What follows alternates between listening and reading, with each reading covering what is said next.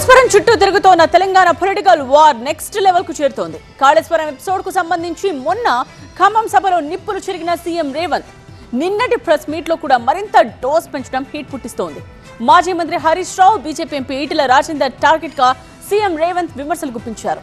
Kannepalli pump house నుండి నీళ్లు విడుదల చేయాలన్న హరీష్ రావు, ఈటెల డిమాండ్లపై మరోసారి కౌంటర్ అటాక్ చేశారు సీఎం రేవంత్. కాళేశ్వరం ఎపిసోడ్లో విపక్షాల విమర్శలపై సీఎం రేవంత్ రెడ్డి మరోసారి విరుచుకుపడ్డారు. కన్నెపల్లి పంప్ హౌస్ నుంచి నీళ్లు విడుదల చేయాలన్న బీఆర్ఎస్ నేతల కామెంట్స్ పై మండిపడ్డారు. ప్రత్యేకించి నీటిపారుదల శాఖను 3 నెలలు అప్పగించాలన్న హరీష్ రావు డిమాండ్పై సీఎం రేవంత్ రెడ్డి ఆసక్తికర వ్యాఖ్యలు చేశారు. కాంట్రాక్టర్ గా మారి ఎన్డీఎస్ఏ ఆధ్వర్యంలో మరమ్మతు చేస్తామంటే కాళేశ్వరం 3 బ్యారేజీలను హరీష్ కు అప్పగించేందుకు సిద్ధమని సవాల్ విసిరారు. 3 నెలలు కాదు, మొత్తం కాంట్రాక్టే వీళ్ళకి ఇస్తాము. 3 బ్యారేజ్లు హరీష్ రావు గారిని కాంట్రాక్టర్ గా మారి ఇన్ని రోజులు బినామీగా పనిచేసిండు. ఇప్పుడు బాజాప్తా కాంట్రాక్ట్ తీసుకోమని అప్పచెప్తాం. టోటల్ గా 3 బ్యారేజ్లు ఆయనకి అప్పచెప్తాం. ఎన్డీఎస్ఏ పర్యవేక్షణ మీరు ఇద్దరు కలిసి పెట్టుకోండి. రాజేందర్ గారు కూడా ఉన్నారు కాబట్టి, బీజేపీలో ఉన్నాడు, కేంద్రంలో ఉన్నాడు. ఈటెల రాజేందర్ గారికి నేను విజ్ఞప్తి చేస్తున్నా.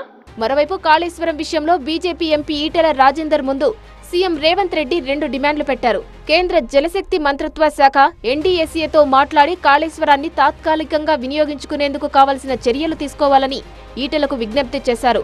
అలాగే కాళేశ్వరం అవినీతిపై సీబీఐ ఎంక్వైరీ జరగకుండా ఆపుతున్న చీకటి ఒప్పందాలేంటో బహిర్గతం చేయాలని సీఎం రేవంత్ డిమాండ్ చేశారు. ఈ నివేదికను రాజేందర్ కు పంపిస్తా.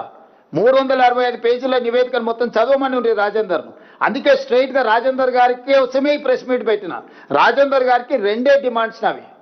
ఒకటి, ఎన్డీఎస్ఏ కేంద్ర ప్రభుత్వ పరిధిలో పనిచేస్తుంది. మీరు జలశక్తి మంత్రి దగ్గరికి వెళ్ళి ఎన్డీఎస్ఏ చైర్మన్ పిలుచుకొని తక్షణమే తాత్కాలికంగా మనం వినియోగించుకోవడానికి అవసరమైన మెకానిజాన్ని తీసుకొని మాకు సాయం చేయండి అని మీరు అడగండి. ఎన్డీఎస్ఏకు మేము అప్పచెప్తాం ప్రాజెక్టు. ఇక అందులో మీరు ఎవరెవరు జాయిన్ అయ్యి ఎన్డీఎస్ఏతో కలిసి పనిచేస్తారో మాకు అభ్యంతరం లేదు. Point number 1. మేము ఎన్ని రోజులైంది సిబిఐ ఎంక్వైరీకి ఇచ్చే మోడీ గారికి? ఎందుకు అది ముందుకు సాగుతలేదు? ఎందుకు కాళేశ్వరాన్ని ఏటీఎంగా మార్చి అవినీతికి పాల్పడ్డారని ప్రధానమంత్రి గారు, అమిత్ షా గారు పదే ఇక్కడికి వచ్చినప్పుడు ఆరోపణలు చేసిండ్రు?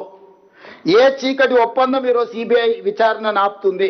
మొత్తంగా కాళేశ్వరం సెంట్రిక్ గా నడుస్తున్న అధికార ప్రతిపక్షాల సవాల్ ప్రతి సవాళ్ల పర్వం తెలంగాణ పాలిటిక్స్ ను మరింత వేడెక్కిస్తోంది. ఇటు హరీష్ రావుకు కౌంటర్, అటు ఈటెల ముందు సీఎం రేవంత్ 2 డిమాండ్లు పెట్టడం ఆసక్తికరంగా మారుతోంది.